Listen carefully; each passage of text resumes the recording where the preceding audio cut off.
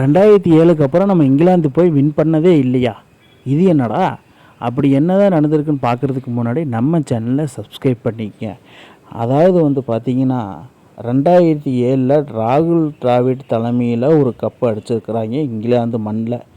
அதுக்கப்புறமா பார்த்திங்கன்னா last 10 test series, அதாவது இங்கிலாந்தும் சரி இந்தியாவும் சரி, இந்தியாவோட நிலைமை என்னன்னு பார்க்கலாம்.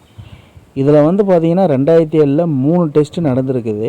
இந்த 3 டெஸ்ட்டில் பார்த்திங்கன்னா 1-0 அப்படின்னு ராகுல் டிராவிட் தலைமையில் கோப்பையை வின் பண்ணியிருக்கிறாங்க. அதுக்கப்புறமா 2008 2009 இந்தியாவில் நடந்திருக்குது. இந்தியாவில் 2 டெஸ்ட்டு நடந்திருக்குது. அந்த 2 டெஸ்ட்டில் 1 வின் பண்ணி MS தோனி வின் பண்ணி கொடுத்துருக்கிறாரு. அதுக்கப்புறம் பார்த்திங்கன்னா 2011 அதாவது MS தோனி தலைமையில் இங்கிலாந்து டூர் போயிருக்கிறாங்க. இங்கிலாந்து டூர் போய் 4-0 என்று தோற்றுருக்குறாங்க. அடே அப்பா, 4-0 அப்படின்னு தோற்றதெல்லாம் ரொம்ப ஒரு கேவலமான விஷயம் நினைக்கிறேன். அது MS தோனி தலைமையில் 4-0 எப்படி தோற்றாங்கன்னு தெரியல.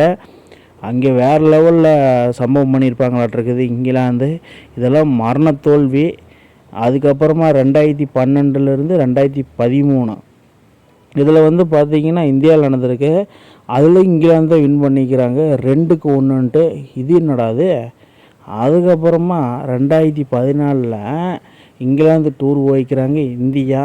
இதுலேயும் பார்த்திங்கன்னா 4 மேட்ச் நடந்திருக்கு. 4 மேட்ச்சில் 3-1 இங்கிலாந்து வின் பண்ணிக்கிறாங்க. அப்போ தான் விராட் கோலி ரொம்ப பேடு ஃபார்மாக இருந்தார். கிட்டத்தட்ட 5 டெஸ்ட்லேயும் 10 இன்னிங்ஸ் ஆடினார். 10 இன்னிங்ஸில் பார்த்திங்கன்னா கிட்டத்தட்ட 134 ரன்களை மட்டும்தான் அடிச்சிருப்பார்.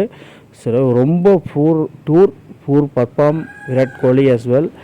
அதுக்கப்புறமா பார்த்திங்கன்னா 2016 to 2017 4-0 இந்தியா வின் பண்ணிக்கிறாங்க இந்தியன் மண்ணில் 5 டெஸ்ட்டுக்கு.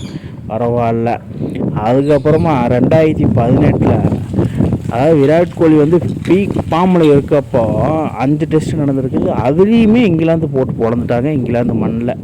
4-1 வின் பண்ணிக்க ஜூ ரூட் தலைமையில் அவங்க கப்பு வாங்கியிருக்கிறாங்க. விராட் கோலி மறுபடியும் தோல்வியை தான் தழுவி இருக்கிறாப்புல.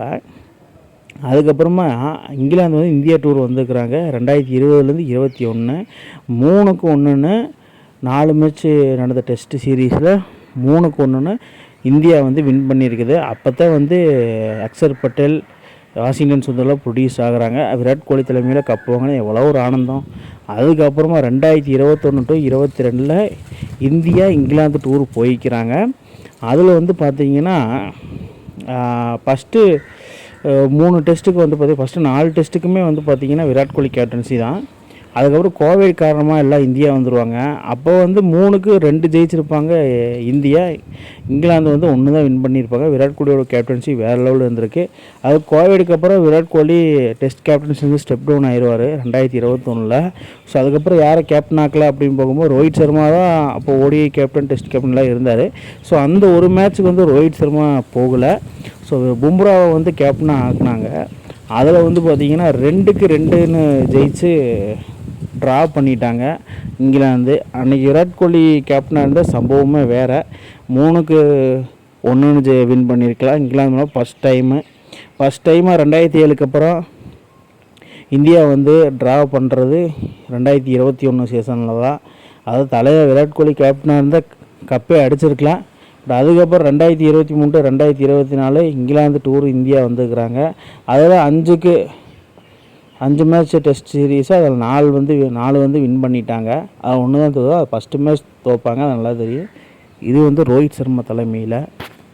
இதிலிருந்து நான் சொல்ல வர்றது என்னென்னா, அதாவது இந்தியா இங்கிலாந்து டூர் போய் வின் பண்ணதே இல்லை 2007க்கு அப்புறமா. கிட்டத்தட்ட அதுலேயே நம்ம 18 வருஷமாக நம்ம வின் பண்ணதே இல்லை. இப்போ சுப்மன் கில் தலைமையில் இந்தியா இங்கிலாந்து டூர் போயிருக்கு. ஸோ சீனியர் பிளேயர் இல்லாமல் அங்கே சுப்மன் கில் என்ன பண்ணுவான்னு தெரில. அதாவது மெயினாக ரோஹித் சர்மா, விராட் கோலி இந்த மாதிரி பெரிய ஜாம்பவான் பிளேயர்ஸ் இல்லாமல் சுப்மன் கில் என்ன தான் பண்ணுவார்? மக்களே நீங்கள் சொல்லுங்கள், சுப்மன் கில் தலைமையில் இந்தியா கப்பு வாங்குமா வாங்காதா இங்கிலாந்து மண்ணில்? இந்த மாதிரி இன்ட்ரெஸ்டிங் கிரிக்கெட் வீடியோவை தெரிஞ்சுக்க நம்ம சேனலை சப்ஸ்கிரைப் பண்ணுங்கள், லைக் அண்ட் கமெண்ட் பண்ணுங்கள். மேலும் மேலும் உங்களுக்கு வீடியோ வந்துகிட்டே இருக்கும்.